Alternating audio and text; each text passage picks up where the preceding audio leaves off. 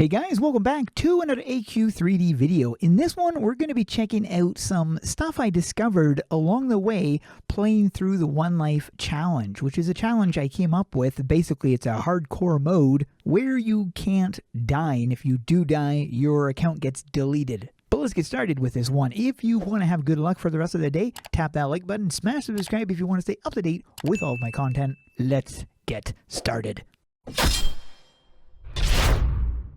Now, if you guys do not know what I'm talking about, I'm referring to this. This is a challenge I came up with based on the AQ World Hardcore Challenge that is currently going on, where they need to reach rank 100 and play through the entire 13 Chaos Lords saga to complete the challenge. This challenge is a little bit different. In this one, you need to complete the main story right up until the end of Ashfall without dying. That's the overall challenge. There's been a lot of us trying to do this, and a lot of us has failed.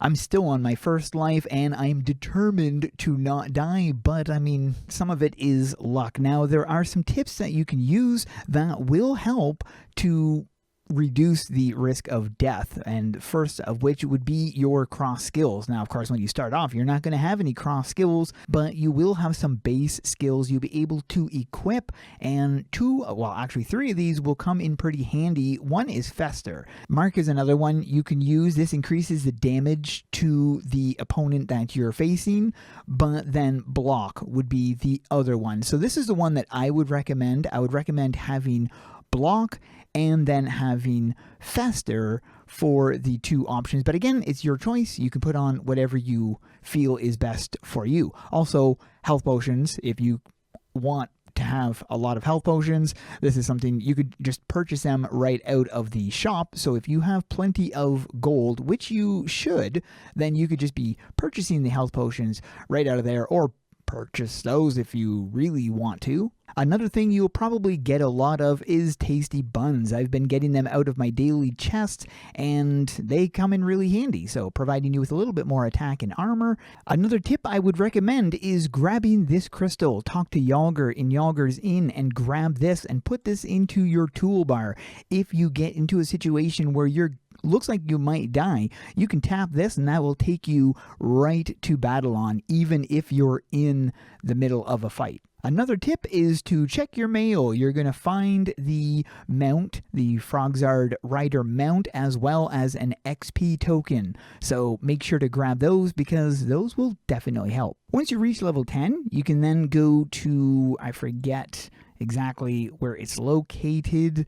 I think it's in the Death Slayer, possibly. Oh, goody. It was. I wasn't sure if that's where it was. So anyways, you can get the soul. Not the soul. You can get the Blue Eyes thingy right there. Blue Eyes Soul Dragon travel form, and of course the pet too. So also, if you verify your thing, you'll get a pet. Verify your email, you'll get another pet and a weapon. Whoa! Holy moly! I also want to give you guys a warning. When in the Shadow Guard area, you've got to be very careful of the river, because the river right down here can poison you. One of the first things I did was I checked my mail, because I wanted to get, first of all, the XP boost, but most of all, the mount, because I figured this is the only way that a new player like me can be able to get around. And I don't even know how people are going to be doing this without a free travel form right away. Another thing I did not know,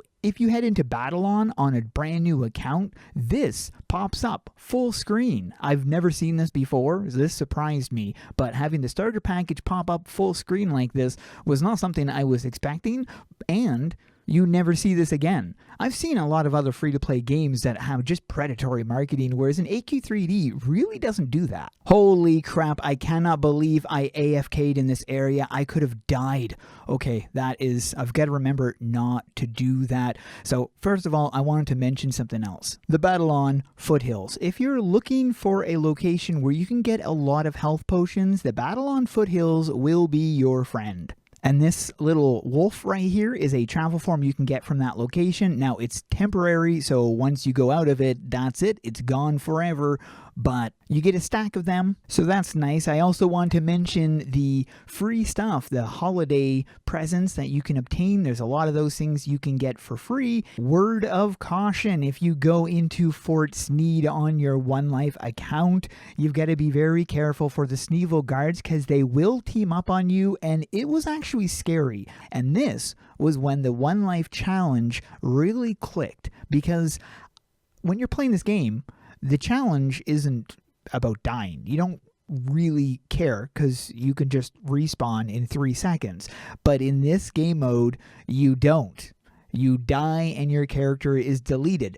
So I really did not want to die, and this made this particular area terrifying for me because I was by myself. With a normal account, you don't need to tread carefully, but with a One Life account, you really do.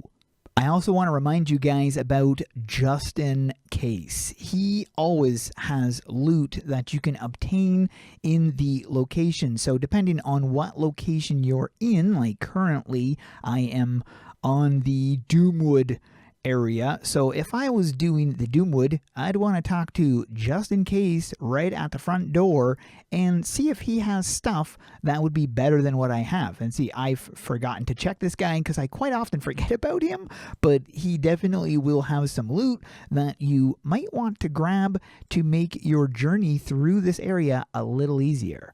Also, when are they going to fix that? Every time you equip something, when you have a mount on or a travel form on, it turns you into a blue flame. While I think it's kind of cool looking, it is kind of annoying. One of the things I've noticed is when checking out gear and stuff, I often look to see if the gear is better, how much it would provide me with. Is it enough? Should I farm for it?